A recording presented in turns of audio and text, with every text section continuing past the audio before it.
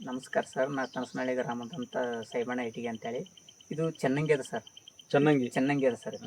ಚೆನ್ನಂಗಿ ಅದ. ಇದು ಒಂದು 15 ಎಲೆ ತೊಗೊಂಡು ಒಂದು ಲೋಟ ಗ್ಲಾಸ್ನಾಗೆ ಗರಂ ಮಾಡಿ ಬಿಸಿ ಮಾಡಿ 3 ಲೋಟ ನೀರು ಹಾಕಿದ್ರೆ 1 ಲೋಟ ಆಗ್ಬೇಕು ಸರ್. ಕುದಿಸಬೇಕು. 3 ಲೋಟ ನೀರು ಕುದಿಸಿ ಇದನ್ನ 1 ಲೋಟ ಆಗ್ಬೇಕು ಸರ್. 10 ರಿಂದ 15 ಎಲೆ ಅದ್ರೊಳಗೆ ಹಾಕಿ ಚೆನ್ನಾಗಿ ಕುದಿಸ್ಬೇಕು.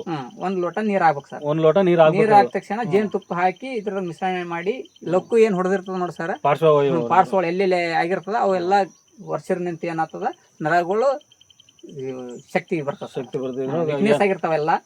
ಪಾರ್ಶ್ವವಾಯು ಅಂದ್ರೆ ನರದ ಎಳ್ದಿರುತ್ತೆ, ಅದು ಸ್ವಲ್ಪ ಬಿಗಿ ಆಗಿರೋದು ಫ್ರೀ ಆಗುತ್ತೆ. ಅದನ್ನ ಸರಬೇಕು.